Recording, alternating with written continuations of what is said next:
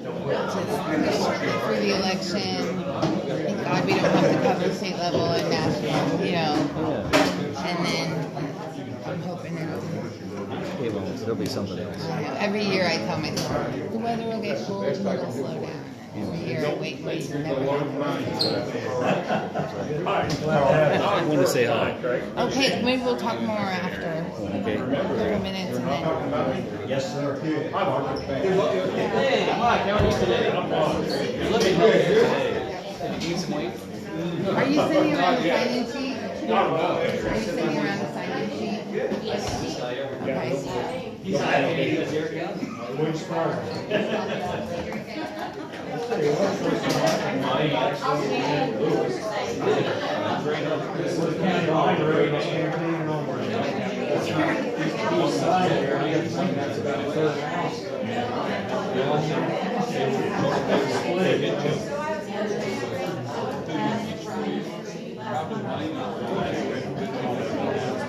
Hey.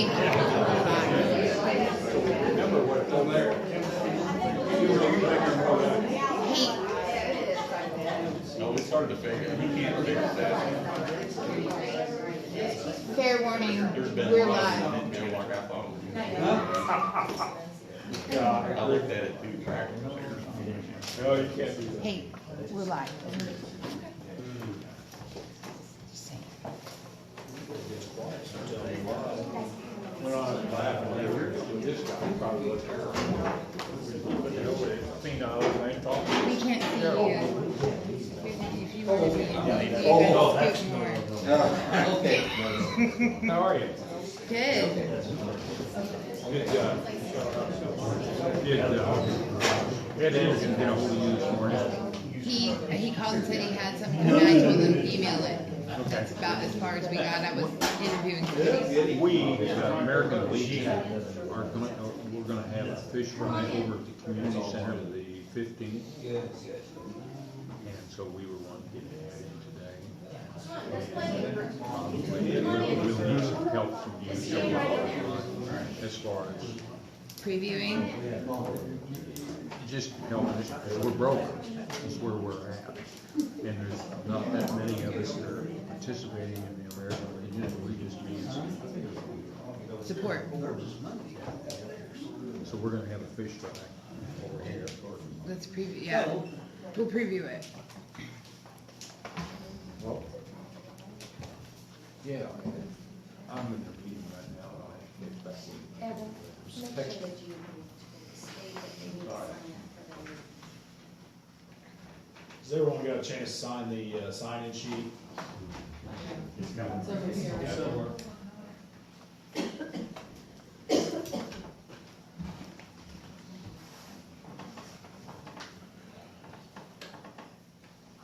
Before we get started, first of all, I want to thank everybody for being here. We will give anyone that wishes an opportunity to speak. We're going to limit that to 2 minutes apiece in the order to save time. Ameren will have plenty of time as well at the beginning. In your comments, please keep everything directed towards the commission. Keep it civil, obviously. We shouldn't have any issues. Yeah, and try to keep it down as much as you can as well. We're at the board upstairs, and all the other offices and everything are trying to work as well. So. All right, I have 11 o'clock. You got what? Okay. Thank you for letting me appear before you today. My name is Jim John Tree, I'm the project manager for the Market Main Transmission Project. With me today is Brett Farner with our real estate group, Leah Detmers, who had assisted with the tax and economic information, and Dearmont is here from our legal department. In May of 2015, we made an application at the Missouri Public Service Commission for a Certificate of Convenience and Necessity, CCN, for the Mark Twain Transmission Project. In April this year, the PSC issued an order report about the CCN case. In the order, the PSC stated that the project is in the public interest, and they listed the following benefits about the project. One, it promotes grid reliability, relieves power congestion, promotes the development of renewable energy, meets local load serving needs, and puts pressure on customer rates. Not included in the report, but a benefit to the counties where this project will be constructed are the increase in taxes and economic activity that's generated during construction. In Knox County, this is estimated to be $530,000 in taxes that go to support police, fire, and schools once the line is in operation. Public Service Commission voted unanimously 5-0 to approve our application and grant the certificate. However, they did include conditions, and you can read all about these in the PSC order on page 40. The condition that we're here to discuss today is the condition regarding ascents as described in Missouri Statute 229.100. The PSC requires that we obtain ascents from all 5 counties where the project will be constructed in order for construction to proceed pursuant to the certificate. On August 9th, Ameren mailed a packet of information to all 3 Knox County commissioners. In that packet, we included the PSC order, a copy of statute 229.100, what we call road crossing report, a proposed ordinance, and selected testimony from the PSC case regarding the design of the transmission line. As you've read, the ascent statute addresses crossing roads. The road crossing document included in the packet of information showed where the proposed transmission line will cross roads in Knox County. As you can see in that document, all permanent structures will be located outside the public right-of-way, and all conductors will be greater than 25 feet above road grade in compliance with the National Electrical Safety Code and Missouri Department of Transportation requirements. The question before you today is not about if the project is in public interest and should move forward. That decision has been made by the Public Service Commission. The question before you is how we designed it in a way that allows for the continued safe use of the roads in your county. The information we have provided confirms that it does. Thus, we respectfully request that you grant us the assent in the form of the ordinance we have provided to you. To be clear, we are here today seeking an unconditional assent in the form that we have provided. Based on our discussions with other counties, we understand that there may be some hesitancy to grant an assent until the Court of Appeals has reviewed and confirmed the PSC's report and order. To the extent you share similar concerns, we would request that you approve an assent condition upon the Court of Appeals affirming the Public Service Commission's decision.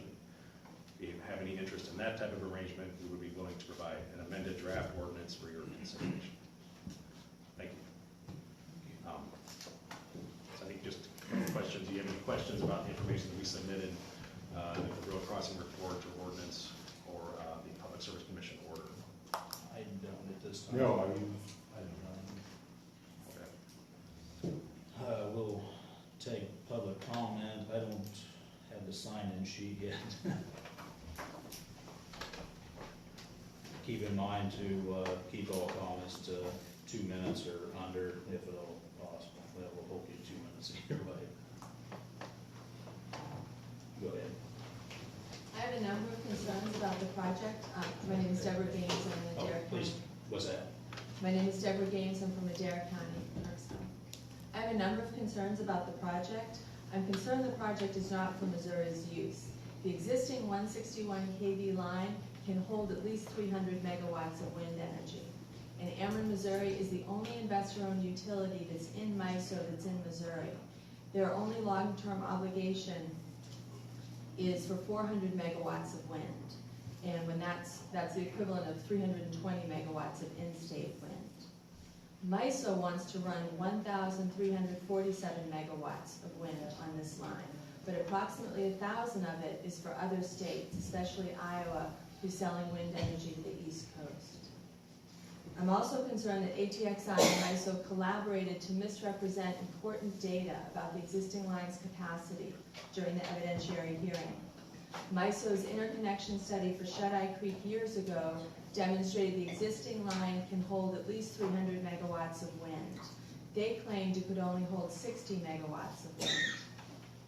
If the MISO planning process is so accurate and thorough and reliable, why are they misrepresenting data in order to justify the project? I wonder what other numbers are misrepresented. At a recent meeting in Shelby County, ATXI's Director of Project Management and Construction indicated that Ameren, Missouri was not the only investor-owned utility in MISO in Missouri. But they are. They claim that Entergy of Arkansas was, but Entergy of Arkansas doesn't serve Missouri. And again, the question arises, why are they needing to misrepresent the number of utilities that would use Mark Twain in order to justify the project? The public doesn't have any working knowledge of transmission. Only specialized engineers do. And so for MISO and ATXI, armed with claims of higher knowledge, to be misrepresenting the existing line's capacity and therefore transmission need is misconduct. The other misconduct is claiming that they found the best solution when they haven't considered the others. They didn't do any analysis to determine whether or not the existing line could be used, upgraded, or lines running parallel. Thank you. Thank you. Any other comments? I'd like to make one. Fire report from Knox County. I'm a little concerned, and I was real happy when the Lewis County REC took over the Novelty area and did away with Ameren. Because every time I had an outage, I had to call St. Louis, talk to a recording down here. Nobody would speak to you. It was all on the answering machine. If I call Lewis County, they respond and do a good job of servicing me. And I don't believe they have the utilities do not have the equipment to repair the line that they're gonna stick up. Because I already have a pole that's 50 foot tall, and they're gonna go 25 foot above that at their bottom line. How tall is they gonna be for a service truck to get up on top of that? And I sure don't want that line going down in my cornfield in the fall and catching it on fire, or somebody's gonna be paying the damn bill.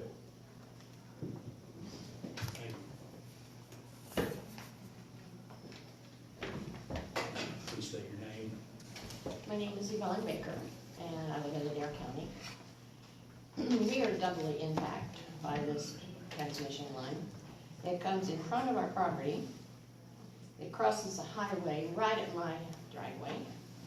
Then it comes alongside my property within 400 feet of our houses. We live in one home. My son and his family live in the other home. Since these structures are on my neighbor's property, we have received zero compensation, but we will never be able to sell our property. I have sold real estate for the past 34 years, and if a buyer sees that transmission line that close to our house, there's nobody that will even look at the property.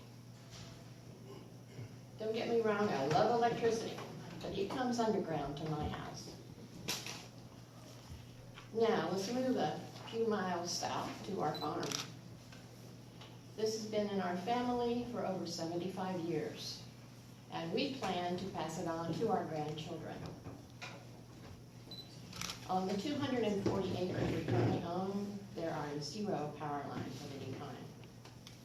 They are proposing to come in on the southeast corner of our North 80, diagonally across our farm and exiting on the northwest corner.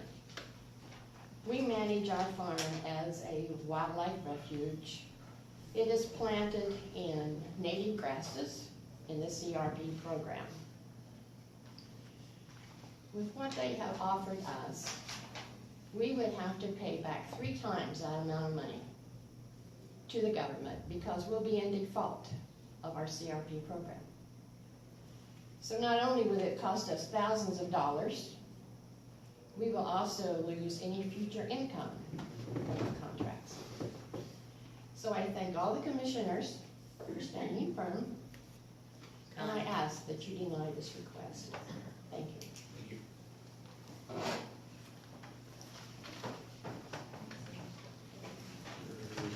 Anyone else that kind of got an eye order with their assignment? Yes, sir. I'll say a few words. Please state your name and. Walter Spilker from Shelby County. I'd just like to remind everyone the deceitful behavior of this, the people involved with this project, from when it was first proposed, how they changed their tune from its transmission line to take power to the East Coast to then it's for Missouri's benefit and to strengthen the grid and whatnot. They've changed their tune so many times, I don't think they know what tune they're singing. be trusted in any way, in anything they say. If this statute is so important, the statute is very important, but it says nothing about safety crossing roads. All it says is you have to grant permission. They're extrapolating and reading things into the law that is not there. The ground it's going to cross on us is very flat, poorly drained, clay pan soils. It will be permanently harmed by their traffic, no matter what their experts, hired guns, said at the PSC meeting. Their testimony is worth, well, what gets thrown in the trash beside the toilet. That's about all I have to say for now. Thank you for your standing firm against this atrocity. Thank you.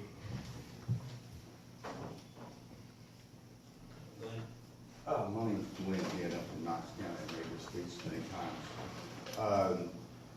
When this first came about, because of who they were and the respect that I have for them, you know, I just assumed it was needed. But they wanted to go through 5 parcels of land that I have, cut right across, make a diagonal. Well, I said, well, why do you have to do this? Can't you go here? Can't you go on this right of way? Can't you go across my land with the old fence row? And they said it was impossible. They have not wanted to work with us any way, shape, or form. It's impossible. It is their way or nothing. I fully oppose this.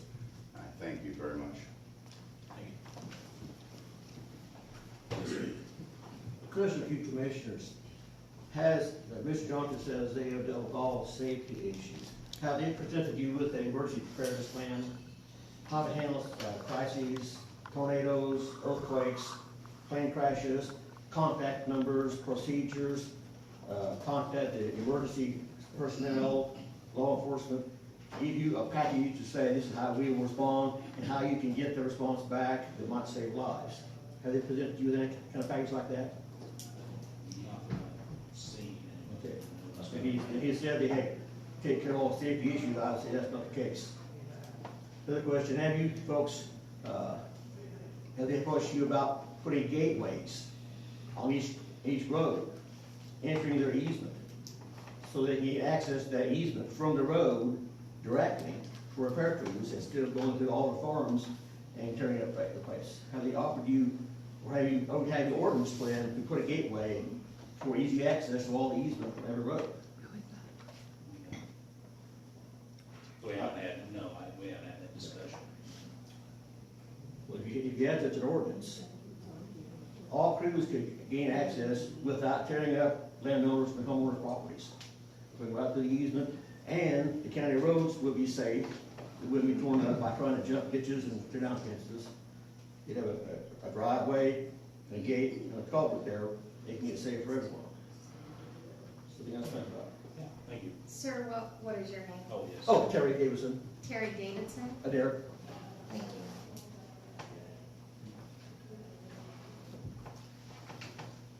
Any further comments? All right, I'm sitting on the ground. Hi, my name's Stephanie Budris. I'm from Adair County. I have 2 points that I'd like to respond to. First was a lie told by this gentleman right here at the last hearing that we were at regarding landowner compensation for any effect on market value. Here I have pictures for each of you, and I'm sorry, other commissioners, I didn't bring enough for everybody, but you can pass them along, and if you'd like more, I'll send them to you. I'll send them to you anyway. So we were reading on the paper they sent in about benefits to Knox County, and there was a statement on there about taking 1 acre of farmable land out of the entire 5-county spectrum here, and that's not true, because we saw just on one farm 15 acres of lands have been taken out of permanent production because of the line over them, because of the road that they made through it to get to the power line. So corn had already been planted there. So if you look at the cost to plant the corn, what you could have sold that corn for, and what it's going to cost you to repair the damage made, that's upwards of $20,000. The landowner was not able to get into contact with them for any types of reparations whatsoever. And so that also expands to taxable losses to the government based on selling that corn. and income coming into citizens of Nemo. And that's just one farm. And we're talking about that times everybody they go through. Also, irrigated corn sells for far more an acre than non-irrigated corn. That affects the entire field that these lines would go through because you can't irrigate it. So it's dangerous to the economic development of the community to cross roads in a way that bisects this farmland because it permanently puts a cap on productivity and future productivity of the land. So the second point I'd like to make real quick is the point that Mr. Johntree brought up about roadway danger. So that ditch that they made, that goes right to the county road right there. And when you disrupt the drainage like that, we consulted a civil engineer who works with roadways. So and he said that if proper drainage patterns near roadways are interrupted, it can cause saturation of the road base. And if you saturate the road base, it will likely cause road surface failure due to 1, excessive moisture, and 2, freeze and thaw. And that poses a safety hazard. And that's not on top of putting the heavy machinery over that. And I can send you a study from 2014 that proves that over $10,000 to $20,000 worth of damage per roadway. Thank you. What was your last name? Oh, it's Bundress. Thank you. Commissioners, I would ask to know what property that is, what project it was on, in which county. Do you mind if we'll give them? Okay. We'll give that to them. Do you have that information, ma'am? Oh, I know, just 1 second. Okay. It is an anonymous landowner, and that is in Palmyra, and it was with the Illinois River Project. He apparently had called to get reparation for that damage and was informed that y'all were already in Oklahoma and couldn't come back and help him with anything. So. If they want personal addresses from that gentleman, I'd like to have personal addresses of each one of these sitting here, that be personally liable if this thing, this shell company goes under, who we're gonna get our money out of. And I think every one of them sitting right here are a representative of this company, and we could sue them personally too. They're gonna sue the counties, they're gonna be able to get it sued back on there. Yes, sir. My name's Greg Lawrence, and I'm from Kirksville. And I didn't put yes to talk, but I'm gonna talk. I got just one thing. It's your responsibility as commissioners to do the right thing. And the right thing is, we've got a profit organization that's selling a product across the county and the states to out east. And they're gonna use eminent domain. It's not right to use eminent domain to profit as a private corporation. So it's up to you and all the other commissioners to take care of your constituents and say, it's not right, let the courts settle it. And that's all I got to say.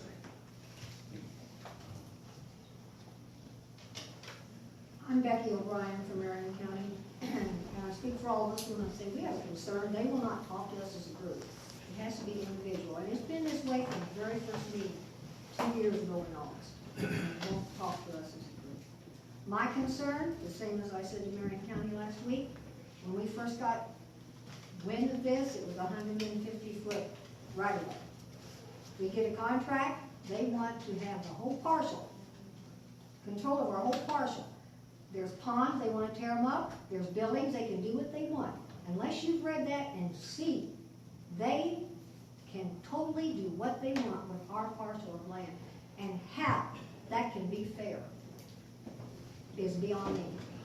We all worked so hard for what we have, and to have some big company come in with no regard whatsoever. It's not right, and I thank you for your support.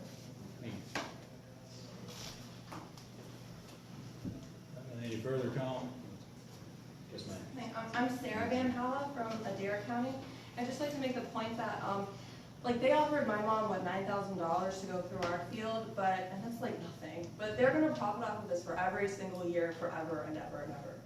And I just wanna make that point, that once we would get the $9,000, like, they're gonna profit far more than that forever. And our land will be worthless. Thank you.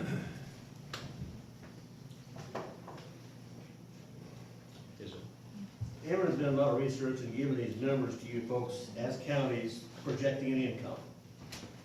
Crushed our numbers. Now, in the process, they're asking, well, telling us we're gonna have to give up a piece of our lives for that. Tell me how much Ameren is gonna make per year across Missouri this project. Please keep comments directed towards this. Oh, okay, would you ask them that?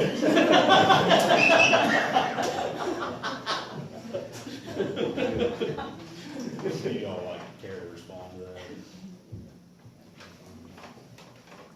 Maybe we'll wait till the rest. Yes, sir. My name is John Luna from Schuyler County.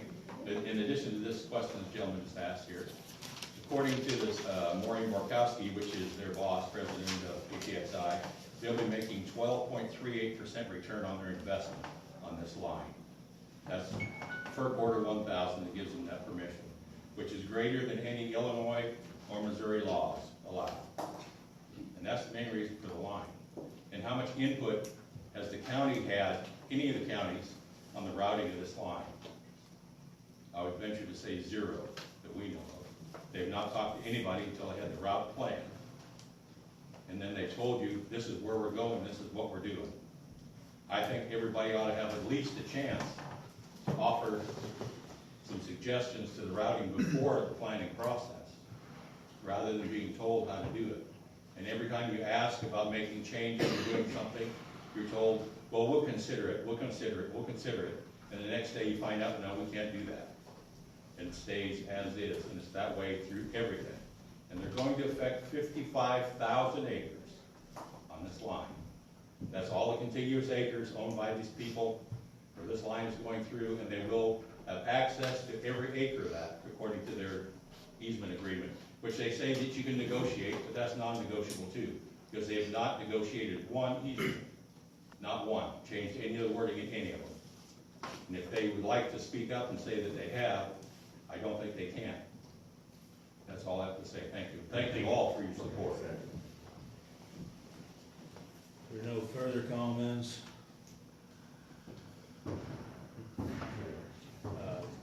Allow you all to respond if you'd like.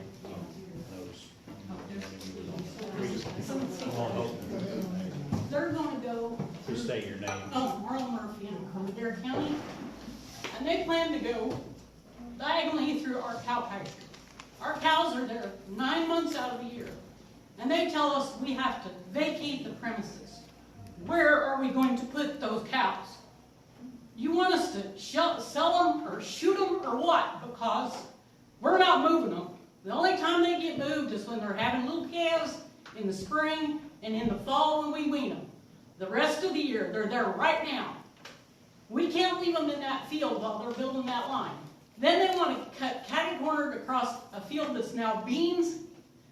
That's the entrance gate to that field.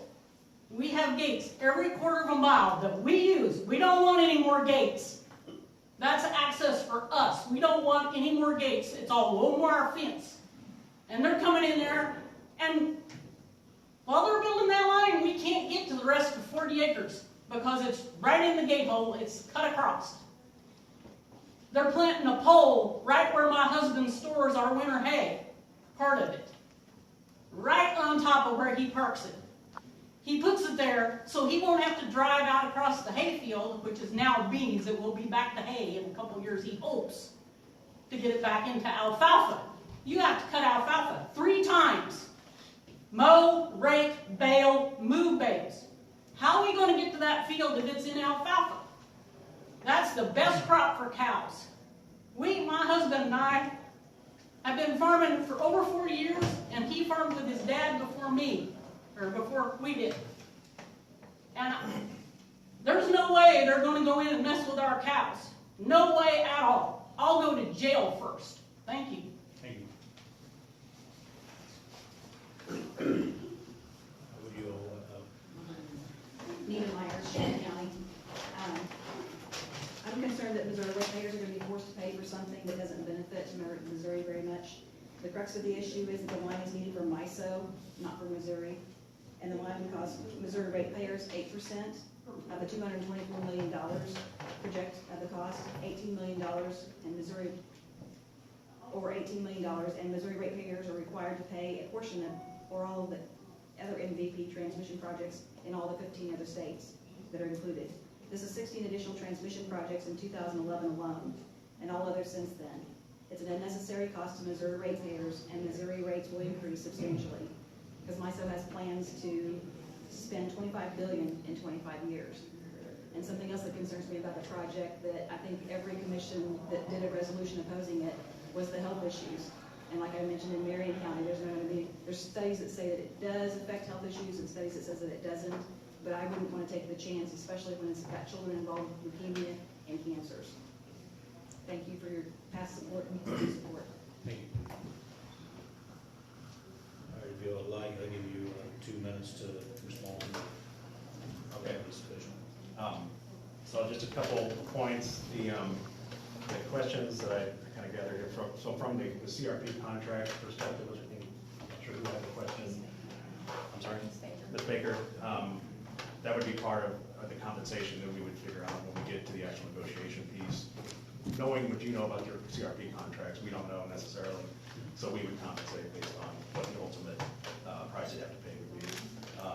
Safely crossing roads, the gentleman asked about the emergency planning. That's a fair point. If you guys would like us to put something together like that for you, we would be glad to do it. We do have a crisis management group at Ameren that would be a company we would rely on to provide something like that. I just don't know if you can think that I can for you. So if you want that, I can provide that again. Okay. There was a question. I believe Becky was bringing up the. I'm sorry, Mrs. O'Brien was bringing up the form of the option that we provided, and so I think and it is confusing because with the option, the way it words is not ultimately how the easement will be worded when we finalize that. The option is an option before it shows the, so as you go through the option. Hey, okay, so I have a point. Okay, I understand that you don't believe me. That's not the point here. I'm trying to explain what it is that we're trying to talk about, which when we get to the point of negotiating about it, and when the execution of the easement's actually done, then it's recorded, and then there's a very firm corridor for that. It's not over the entire parcel. So I think that was just something I wanted to clear up. Was there anything else, Brett or Eric? No, just on the, I guess, on the point of the easement agreement, I can tell you, and I mentioned this last week, that I've spent probably the last 2 or 3 years working on a very big project in Illinois. It's been called the Illinois Rivers Project. It's almost 350 miles. And I can tell you that I've, personally dealt with or oversaw folks and other lawyers dealing with hundreds and hundreds and hundreds of landowners who have had easement changes, alterations, items they'd like to see addressed, and we've had very good success doing that. Very good success. So hundreds of times we've done that. If we can enter into negotiations here, I'm optimistic that we'd be able to do that. And one last point was, I think she also mentioned that we don't want to meet we wouldn't want to meet with the large group. I think. So I've been the one that's been saying things like we want one-on-one discussion. I think my larger point was really just I didn't want to have the discussions here in these crisis environment. I'm glad to meet with whatever group size you would want to meet. I'm glad to get everybody in my card. I'd be glad to meet with anyone I can. It's just, you have to want me to want to do that. And I'm glad to do it. Anybody on this team would be glad to do it. So I'll offer that to anybody who would like to do it. As a group or individual. That's it. Bye. This time I'd entertain a motion regarding this issue. I'd like to make a motion to decline Ameren's request for a cent. Second. Motion been made and seconded. Those in favor, signify by saying aye. Aye. Aye. Motion carried. Thank you.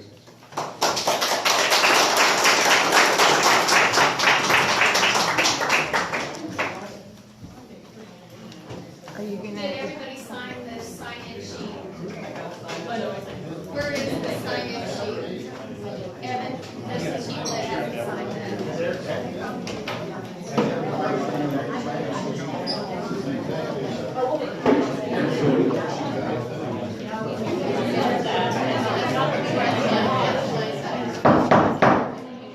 Oh, please keep it down. The rest of the building. We have court upstairs going on right now. Is this an adjournment?